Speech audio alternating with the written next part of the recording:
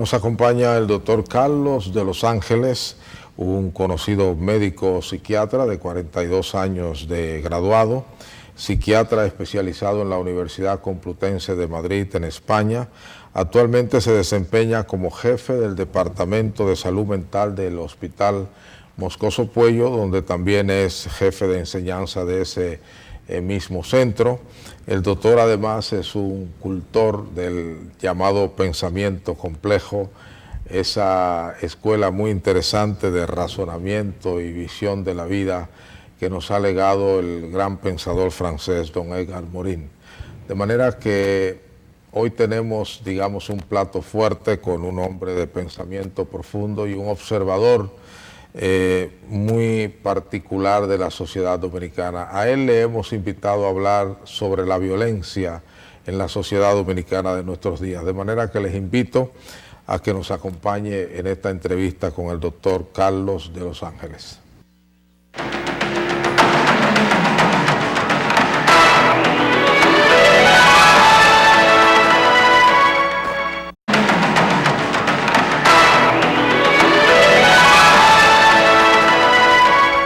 Don Carlos de Los Ángeles, le agradezco sobremanera la gentileza de sacar un poco de su tiempo, desafiar el tránsito de esta ciudad capital para venir a acompañarnos en este espacio para hablar de un tema que sé que usted lo conoce a perfección, tanto por sus estudios, digamos, intelectuales como por su profesión de psiquiatra. La violencia en la sociedad dominicana de nuestros días. Uno no sabe, hay quienes dicen que hoy creemos que hay más violencia porque hay más medios de comunicación y hay más visibilidad del fenómeno. Otros dicen que ciertamente nos hemos ido tornando en una sociedad más violenta. En estos días precisamente hubo un crimen horrendo, un triple crimen por decirlo así, que nos llenó a todos de mucha pena, mucha tristeza. Un hombre relativamente joven, de 20 y pico de años, o 32 años creo concretamente, mata a su esposa, también mata a la niña, hija de ambos, y luego él se suicida. Sí. Uno no sabe si al ver ese hecho pues tan espeluznante, uno lo multiplica mentalmente por mucho, y dice la sociedad nuestra se ha tornado violenta. Desde la psiquiatría, ustedes son especialistas, como dice el Papa de la Iglesia, en humanidad. Sí. Desde la psiquiatría, en el caso dominicano, vemos nuestra violencia desde el individuo hacia la sociedad o desde la sociedad hacia el individuo. Lo que ocurre es que, por ejemplo, desde el punto de vista estadístico, cuando tú pasas un periodo de tiempo largo en que estás haciendo un subregistro de casos, por ejemplo en la violencia doméstica, que antes no se registraba estadísticamente, y comienzas a registrar esas estadísticas, te aparece como un gran aumento. Sin embargo, es cierto que ha habido un aumento de casos de violencia en diferentes ámbitos, no solamente en el familiar, sino también en el social.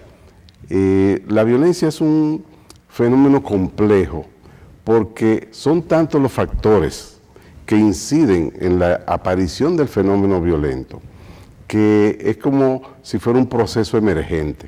La interacción de todos esos factores, y así se habla de la pobreza, de la bajo nivel educativo, del tránsito, porque fíjate que habías mencionado el tránsito, y efectivamente el tránsito pone a la gente tensa con estos tapones, y cualquier rocecito genera un gesto. El gesto lleva a una palabra, y la palabra lleva a enfrentamiento. A una acción. Y a veces un simple roce o un abolloncito insignificante termina en muerte. Entonces hay una escalada Pero eso solo es la eclosión de un fenómeno. De un fenómeno que está, digamos, por debajo de la conducta del ciudadano. Y a mí se me ocurre que esto es consecuencia de haber perdido en el camino terminar la dictadura de Trujillo, en el camino fuimos perdiendo la educación en valores, la cohesión familiar. El modernismo también separó familias, madres que viven en el extranjero dejan el hijo aquí. Con la abuela o con la tía abuela. O solo. Entonces, digamos, esa lasitud que se ha dado, por ejemplo, en las escuelas, genera una falta de respeto por el derecho de los demás. La educación en valores iría en el sentido contrario, respetar para que te respeten. Por ejemplo, hay mucha gente que no le gusta que mencionen eso por razones ideológicas, y sin embargo para mí es un problema de tipo educativo, y es que si usted dejó por 25 o 30 años de enseñarle desde niño al ciudadano, no robarás. Ya. Mira qué simple. No se trata de una cuestión de que tú tengas que educar con la Biblia encima del muchacho. No, no, no. Son principios que están en los 10 mandamientos y que no le hacen daño a nadie, sino que hacen mucho bien. Y cuando usted no robarás, aprende a no robar. Cuando usted y yo éramos muchachos, teníamos que justificar todo lo que llevábamos a nuestra casa. Pero no puede aparecerse con nada a la casa sin poder justificar de dónde lo sacó. Así mismo. No matarás. Si no se lo enseñamos, entonces la gente se va desarrollando pensando que ante una ofensa puede matar. Esa es una posibilidad. Es decir, que esa formación en valores tradicionales de la sociedad dominicana lo hemos ido perdiendo. Ahora, mira, la agresión es un acto que se diferencia de la agresividad. La agresividad es una tendencia. Ya. La agresividad es necesaria en el ser humano, en toda la escala biológica, pero en el ser humano, que es lo que nos interesa.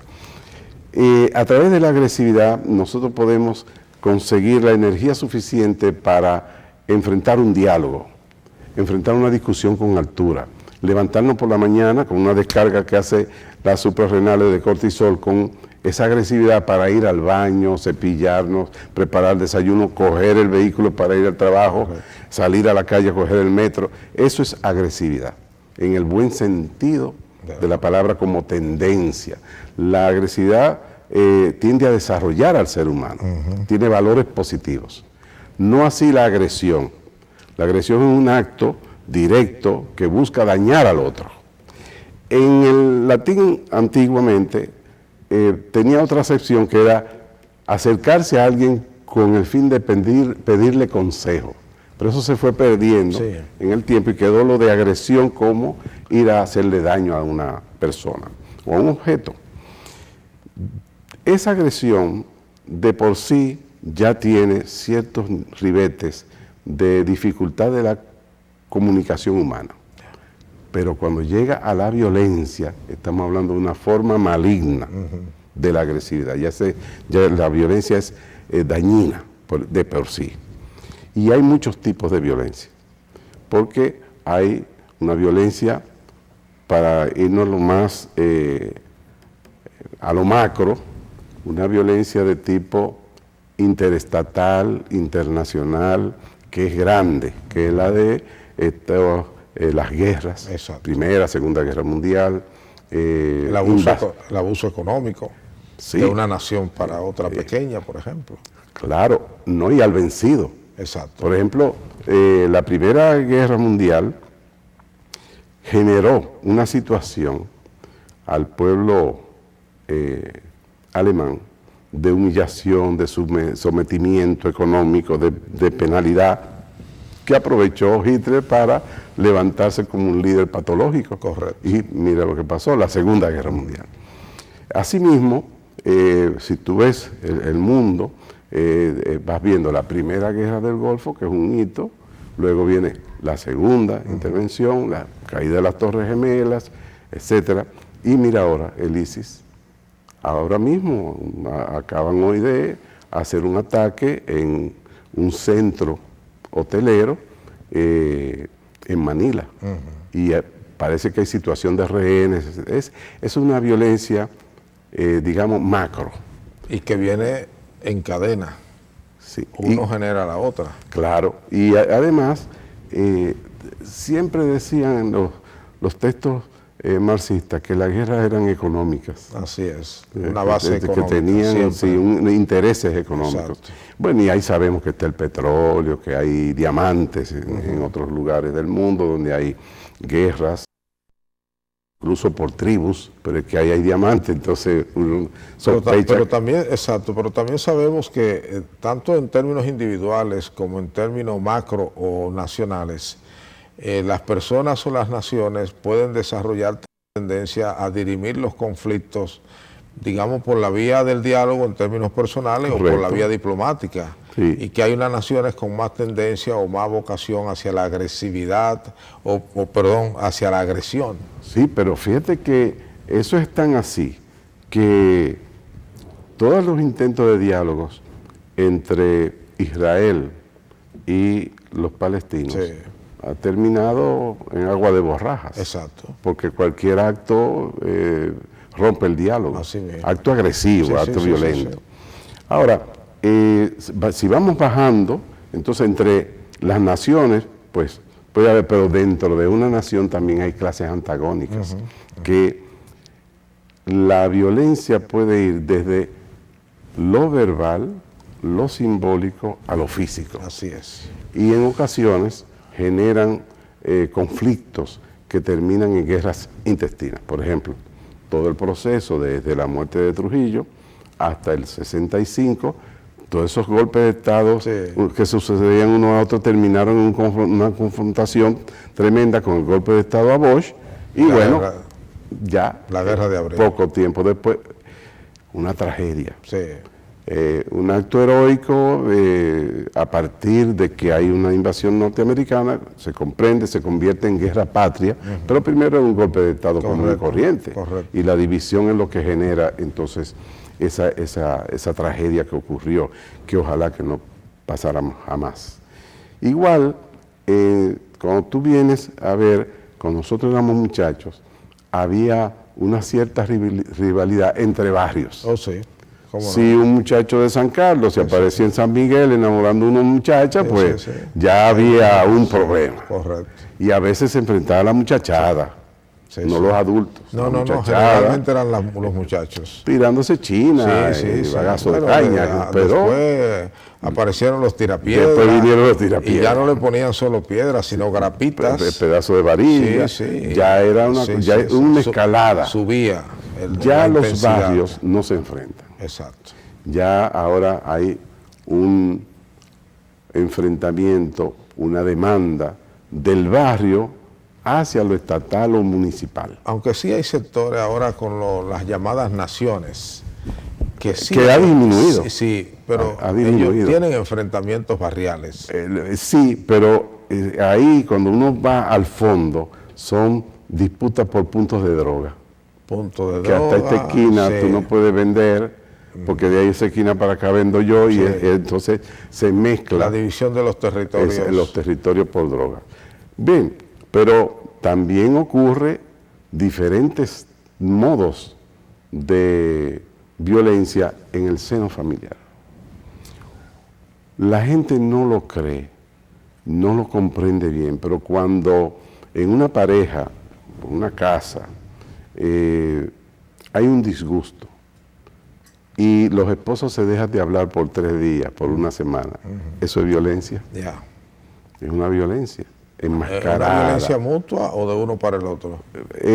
Casi siempre se dejan de hablar los dos. Pero hay uno que es más persistente, no hablarle al otro, para no dar su brazo a torcer. Y eso es una tontería, porque la familia es para el diálogo, para el acuerdo. Y dicen que las estadísticas plantean que en los últimos tiempos la mitad de las parejas que se casan se divorcian. Eso es también un problema de educación en valores en la familia de ambos. Antes la gente se casaba y tenía 40, 50, 60 años de matrimonio. Porque había esa intención incluso ese era el deseo. Desde el principio, ¿no? Claro. Sí. Se creía mucho en que el matrimonio era para toda la vida. Ahora se dice me voy a casar, si no me va bien, me divorcio. Antes de casarse, antes de casarse, si no me va bien. Entonces, hay que ver qué significa irle bien. Parece que eso debilita la capacidad de lucha que hay al interior de todo matrimonio, lucha entendida aquí como una tolerancia, como un ideal. Un ideal y claro. un sobrellevar los conflictos y sobrellevar al otro, etcétera. Yo he tenido personas que vienen y me dicen, doctor, yo ya este hombre yo no lo quiero.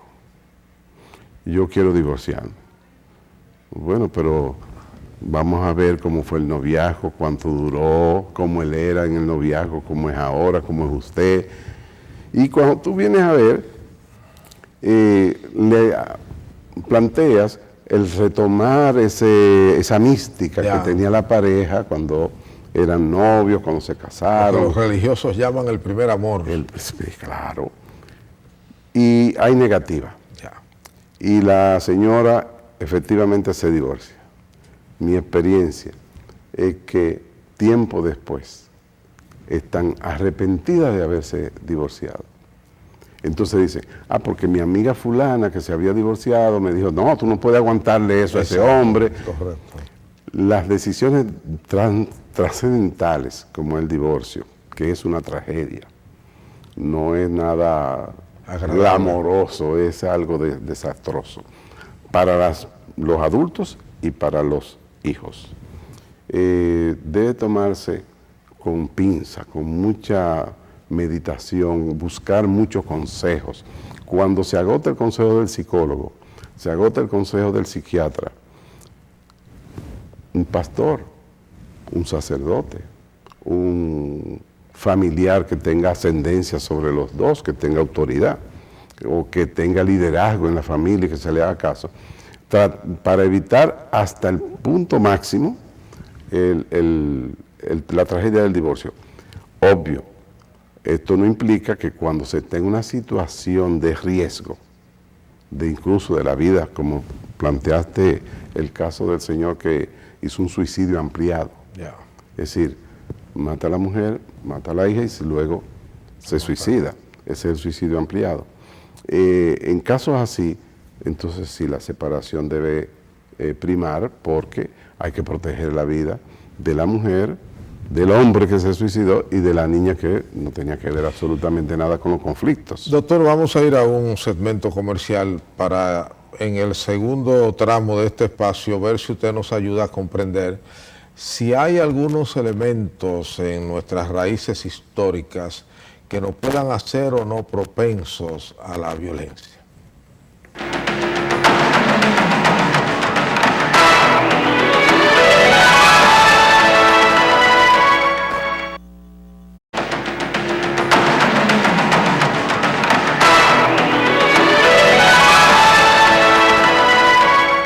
Seguimos esta entrevista al psiquiatra Carlos de Los Ángeles.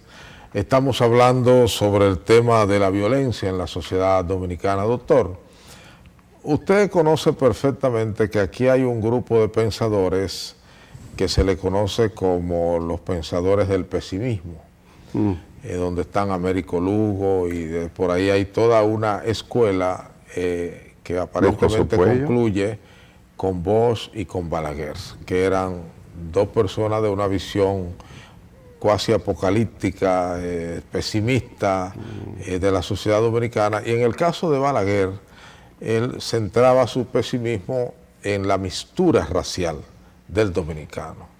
Y entonces hablaba de una tendencia bélica, además de otras tendencias en el dominicano.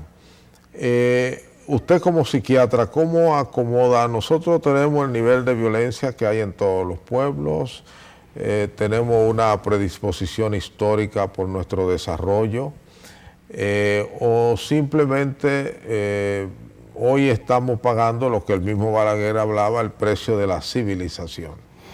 Bien, nosotros tenemos un índice de violencia alto, porque se mide la violencia en los países en cuántos homicidios por cada 100.000 habitantes ocurran en esa sociedad. Y nosotros estamos ahora mismo en unos 21 homicidios por cada 100.000 habitantes. Pero no somos el país más violento de la región. Obvio. El triángulo de la violencia es Honduras, El Salvador y Guatemala. Y en El Salvador han hecho un trabajo importantísimo que ha ido reduciendo, pero entonces fue sustituido por Venezuela. Y que ha llegado a 58. En El Salvador hubo una guerra larguísima. Muy larga, de 12 años. Sí, exactamente. Pero Venezuela le ha sustituido en el tope, y eso se relaciona con las crisis económicas. Los estudiosos venezolanos dicen que la crisis económica y política libera estas personalidades que tienen tendencia a ser delictivas, la dificultad en conseguir empleo, etcétera, etcétera. Pero yo siempre me voy al acceso a la educación.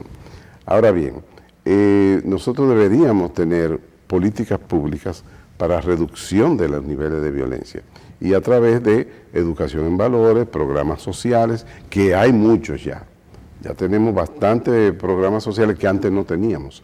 Y en salud mental tenemos políticas públicas ya muy definidas, bien claras, y que se van desarrollando, y creemos que con eso podemos. El 4% para la educación fue un buen paso, porque priorizó la educación. Ahora, ¿qué nos falta? Bueno, pues priorizar los contenidos, hacia dónde vamos. Es bueno que haya bonos para las familias que tienen estudiantes, es bueno que haya un desayuno escolar. Yo estudié en una escuela durante el turismo que teníamos. ¿Un trópico? Sí, un chocolate trópico pequeño, sí, y un pan, de desayuno, sí, y un sándwich frío, sí, sí, de pan, mantequilla y queso. Correcto. Queso patrón. Sí, sí. Y ningún niño entraba al aula con hambre. No. Claro, éramos un país mucho más pequeño, sí, era más fácil de manejar, ahora es demasiado grande, y a veces, por ejemplo, hay errores que se cometen en la cocina del liceo o en el distribuidor, y ha habido casos de intoxicación que en la época suya y mía nunca hubo una intoxicación. Porque tampoco había, no había comida. No, o sea, la de las 12 no nos las daban. No.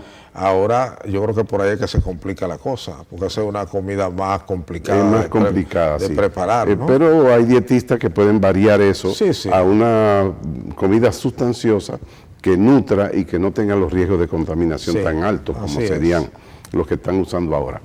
Entonces, nosotros hemos tenido oscilaciones en la tasa de homicidios, y hemos tenido momentos en que ha ido bajando, pero situaciones en las que los recursos para esa actividad de disminuir los homicidios se escasean por diferentes razones, políticas, económicas, sociales, vuelve y sube.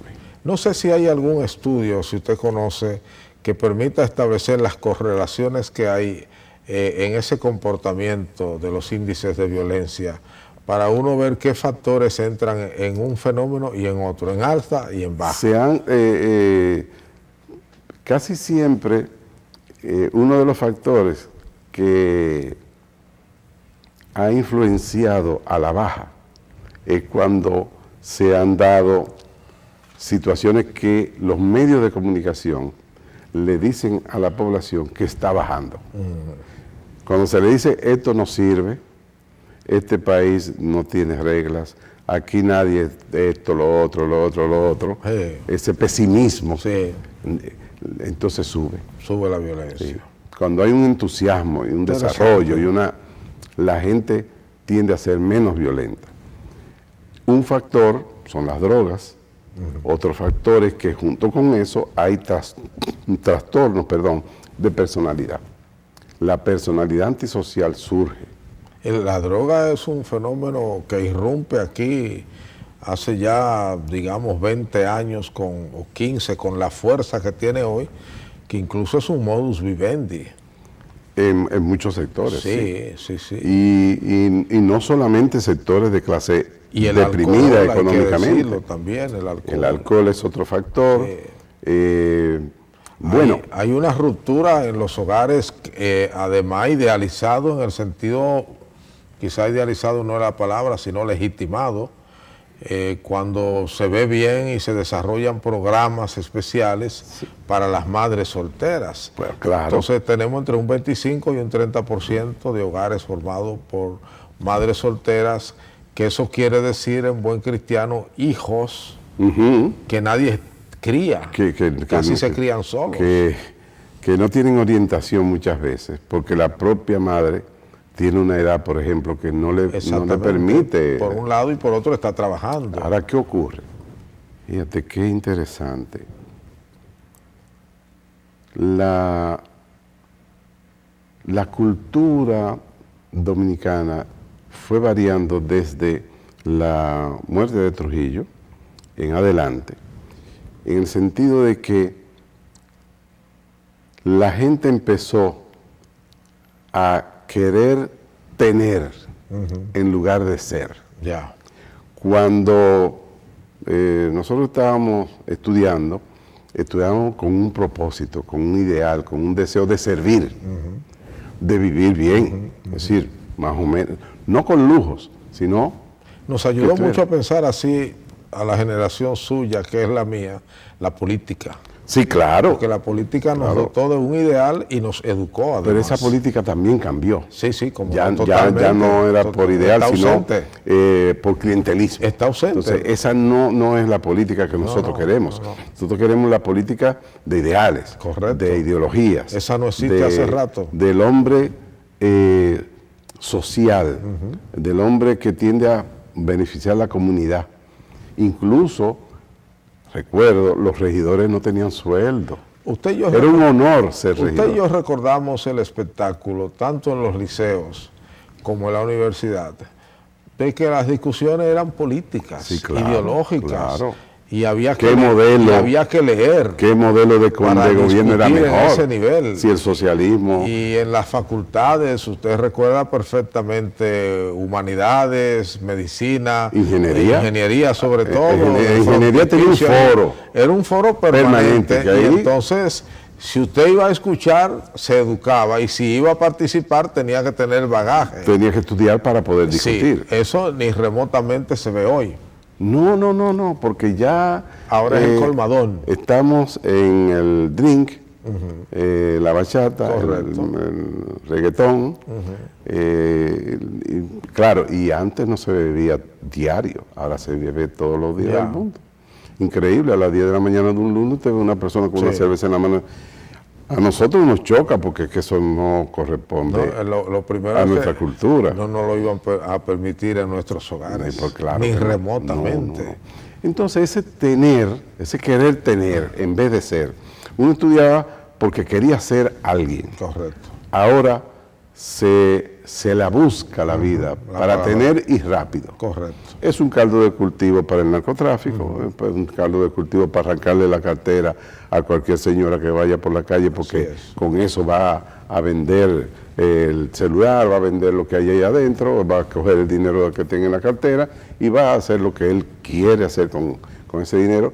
Y si se mete en el narcotráfico, empieza a destacarse en el barrio como la persona que tiene el mejor televisor para la mamá, aparece, luego aparece con un carro y nadie dice, bueno, ¿y a dónde está trabajando fulano? Exactamente. Sino que guardan silencio porque también es el vecino. Así es. No va a enemitarse con el vecino. El mismo agente del orden público que vive en el barrio porque él es pobre también, no tiende a investigar a ese vecino porque sus hijas viven ahí. Exactamente. Entonces, ¿qué le estamos exigiendo? Que ponga en riesgo su familia. Sí. Hombre, hasta ahí no podemos llegar. Deberíamos tenerlo fuera de ese contexto socioeconómico para que él pueda tener libertad de actuar.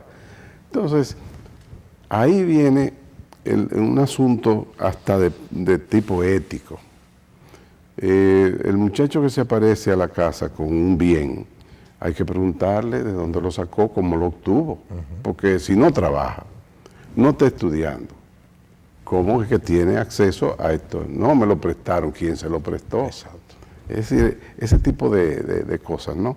Y ya te lo tienes, hace un mes que lo tienes, ¿y quién te prestó eso que un mes después tú lo tienes? Todavía tú lo tienes. Es decir, los padres tienen que estar vigilantes.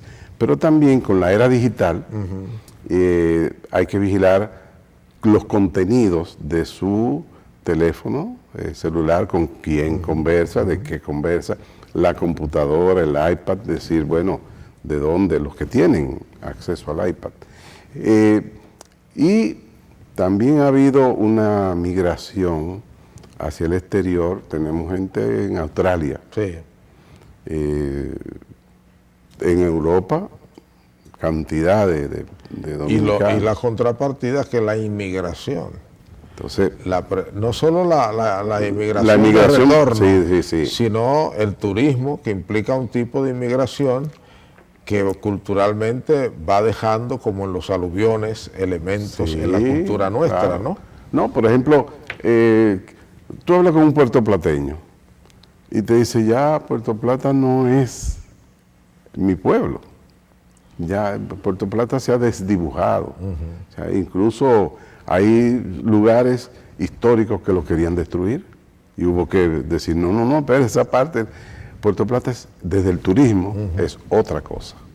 Y en sentido económico puede ser mucho mejor que antes. Que no sé si se ha estudiado a fondo alguna tesis de grado, alguna investigación de los efectos culturales que ya pueden medirse en la sociedad dominicana del turismo. Tengo entendido que hay varios sociólogos que han hecho trabajos sobre el impacto, impacto cultural. Lo que no lo tengo a la mano. Ya. Ahora bien, ¿qué respuesta puede dar la sociedad dominicana para disminuir los niveles de violencia? Por Doctor, ejemplo, antes de entrar ahí, porque ese es el tema que yo tengo para el tercer segmento, ok. quisiera preguntarle, antes de agotar este segmento, por un tema que usted tocó de soslayo, que es al interior de una nación, cuando se diseñan políticas públicas que podrían ser eventualmente agresivas o que agreden un sector social a otro, en la medida en que permanentemente se van adoptando medidas, se van diseñando políticas que benefician a un sector social en perjuicio de otro. Por ejemplo, la dualidad de progreso-pobreza que tenemos al interior de nuestra sociedad. No hay duda de que hay medidas de política económica o políticas sociales que favorecen a un sector, que puede ser el llamado sector dominante, la clase que gobierna, y siempre golpeando a la otra, y la otra se siente golpeada y siente que hay un muro que no le permite avanzar. ¿Hasta dónde usted hablaba de eso como fomento de la agresión? Sí, porque, por ejemplo, mañana es viernes. Sí. Y yo encuentro que los medios y la población, los expendedores, están muy pendientes de si la gasolina va a bajar o va a subir. Así es. Entonces, cada vez que sube, sube una proporción que cuando baja no guarda relación. No compensa. Entonces ya hay quienes han comparado el precio del petróleo con el precio de la gasolina, Correcto, con el precio del gasoil, los combustibles, en otros países y aquí. Entonces, ¿qué ocurre? Que el aumento de los viernes perjudica la economía de los más débiles. Ya. Entonces, ahí hay una, digamos, una injusticia en la distribución de la carga. Debería ser más justo. Ya. Pero ¿qué ocurre? Yo no sé, pero siempre me viene a la mente esa frase, el hombre es un ser caído. Ya. Cuando se trata de equilibrar esa balanza y se le hacen asignaciones de combustible a determinados sindicatos, amas de casa, etcétera, etcétera, viene una distorsión porque se hace negocio con eso. Así es. Entonces tú dices, bueno, pero ¿por dónde le vamos a agarrar la pata a este gato? Ahí volvemos a su punto de partida, el tema de los valores. Exacto. Porque eso es robar con otro nombre. Entiendo. Sí, claramente, eso es robar. Porque te lo estamos dando a un precio reducido para que lo traspase y baje.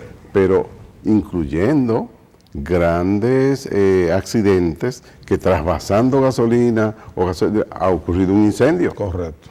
Es decir, que uno dice, bueno, pero si la medida era para favorecer, ¿cómo la convierten entonces en algo negativo? Ya. Y eso siempre ha sido un pensamiento que me viene a la mente cuando veo esas cosas. Digo, el hombre es un ser caído que necesita ser redimido. Ya. No solamente por lo religioso, sino por lo ético. Es decir, redimido desde que nace, educándolo en valores que vayan desarrollándolo como persona humana, no como bestia, no como animal, de que el más poderoso vence al más débil. Doctor, vamos a un segmento comercial para venir al último tramo del programa y que usted nos esboce sus ideas sin pedirle un recetario de cómo podemos abordar el tema de la violencia en el país con vocación de o aminorarla o solucionarla.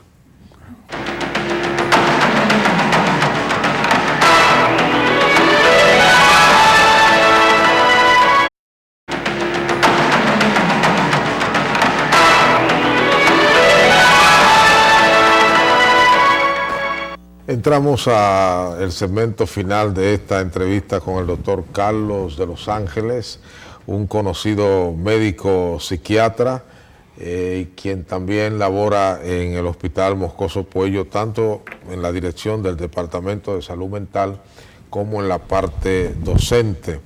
El doctor además se hace acompañar en sus reflexiones con su visión de la vida desde el litoral del pensamiento complejo. Es decir, considerando todo fenómeno como un fenómeno poliédrico de múltiples caras y de múltiples razones o causas que intervienen en el mismo. Doctor, bueno, el remedio tiene que ser complejo para un problema complejo como usted lo ha definido. ¿Cómo podemos abordar con cierta vocación de éxito el programa para disminuir la violencia en la sociedad dominicana? Porque usted ha visto que más de un gobierno en los últimos 15, 20 años ha hecho esfuerzo y uno siempre asume que los gobiernos quieren resolver ese problema, pero hay que decirlo, aunque la palabra sea dura, han fracasado. Bueno, pero también hay que reconocer que ningún partido, ningún dirigente ocupa la presidencia o los estamentos del gobierno con la intención de hacerlo mal. No. Siempre piensa que lo va a hacer bien. Sí, ahora, que triunfe o que fracase depende de muchas situaciones diferentes. Correcto. Pero el interés es hacerlo bien. Exacto. Para quedar bien con su familia, con la población, con la historia. Y ganar votos. Y ganar, quizás porque, un gran claro, interés. hacerlo mal te pierdes todo el respaldo. Exactamente. Entonces lo mejor es hacerlo bien. Ahora, dice Stephen Hawking, un científico de la física teórica, conocido porque la gente sabe su condición de salud y todo eso, es famoso. Sí. Stephen Hawking dice, el problema de las ciencias del siglo XXI es la complejidad. Yeah. Y es eso. Mira, nosotros cuando aplicamos el modo de pensar de los siglos XVI, XVII, XVIII, XIX y buena parte del XX, que es de tipo analítica, es decir, partir el objeto de estudio en pedacitos cada uno para ver cómo funciona. Correcto. Y luego volverlo a juntar, perdiste las interacciones. Sí. Entonces, de una manera disciplinar, la biología para estos tipos de problemas, la física para esto, la matemática para esto, la medicina, la sociología, separadas, separados en compartimentos estancos. No había comunicación entre las ciencias, no había diálogo para discutir un mismo objeto de estudio desde todos los ángulos al mismo tiempo. Y entonces, ese pensamiento, además lineal, causa-efecto, ya no sirve para este siglo. Es todo lo contrario. Ahora tiene que ser no lineal, holístico y transdisciplinar. Es decir, tiene que atravesar todas las disciplinas donde incluso la filosofía, la ética, tienen importancia para cuestiones de física cuántica. Por eso tuve tantos científicos de la física cuántica que han terminado escribiendo libros filosóficos. ¿Ves? Y antes, tú veías la biografía de los grandes hombres y decía matemático y filósofo. Así es. Entonces, hemos perdido ese amor por el saber.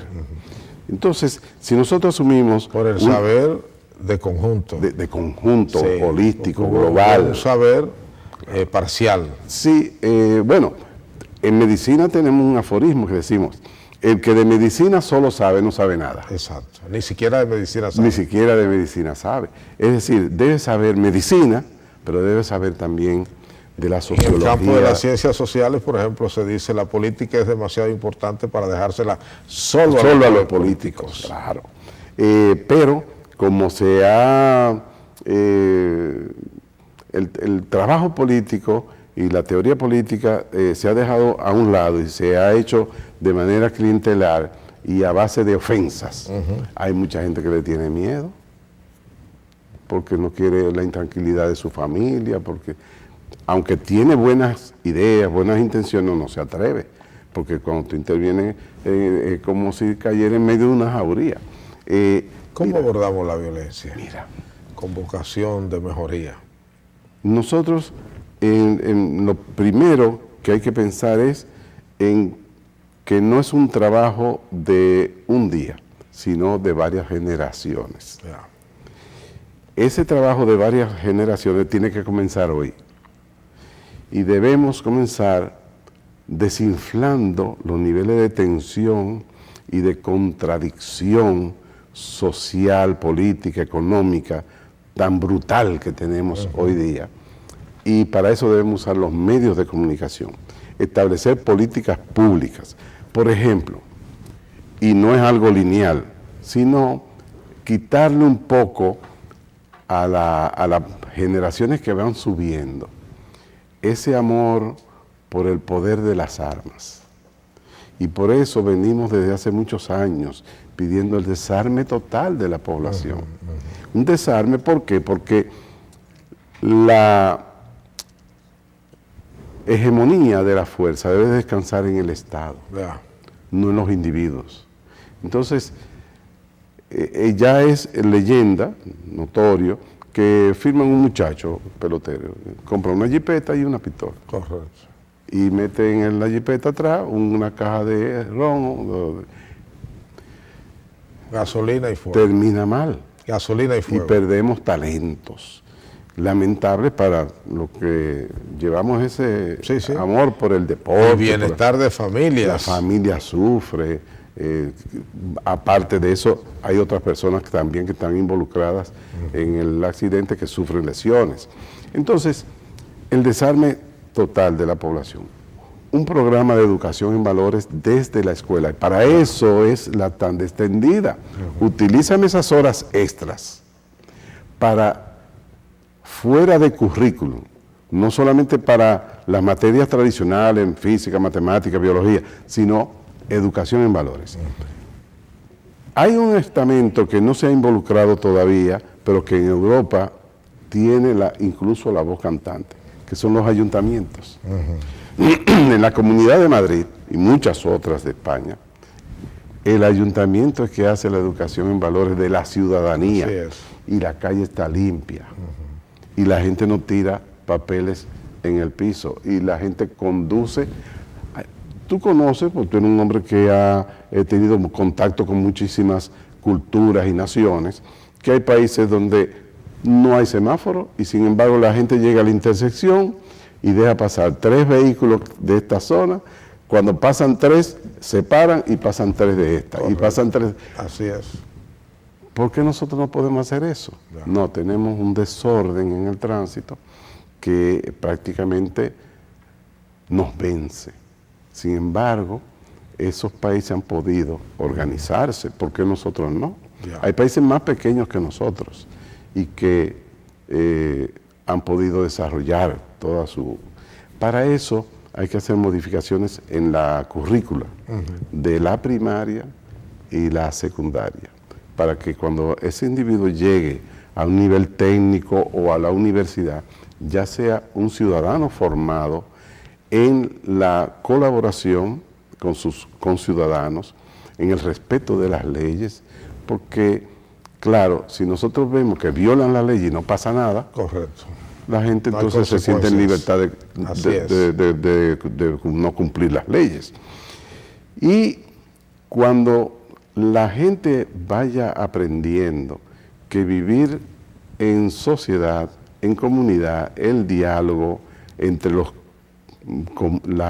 miembros del barrio y que se pueden ir organizando en grupos de amas de casa que sean beneficiosos, un club deportivo cultural, ve los beneficios. Entonces esas generaciones, no la nuestra ya, sino dentro de 2 generaciones este país va a ser diferente. Ya.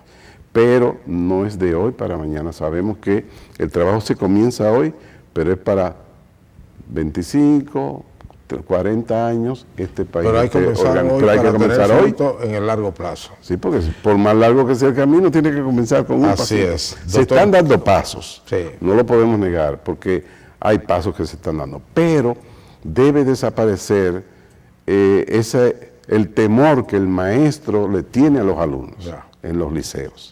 Y por eso tú ves que le pasan por arriba al profesor y le dan golpe al compañero, pero que el profesor no sabe qué hacer con esa situación. Además, al profesor lo agreden, sí, así y tiene temor. O sea, hay que comenzar a tener, no policías represivos, buena policía escolar, que la hay, pero hay que desarrollarla más y comenzar a educar en valores y para que en 20, 40 años tenga un país totalmente diferente al que tenemos hoy. Doctor Carlos de Los Ángeles, le agradezco sobremanera el tiempo y de verdad que nos hemos ilustrado bastante con su pensamiento. Yo espero que nuestra audiencia por igual haya disfrutado esta entrevista y como yo haya aprendido mucho y tengamos ideas un poco más claras para abordar el tema de la violencia en nuestro país. Para mí es un honor estar en un programa. Espero que sea la primera de varias conversaciones sobre distintos temas,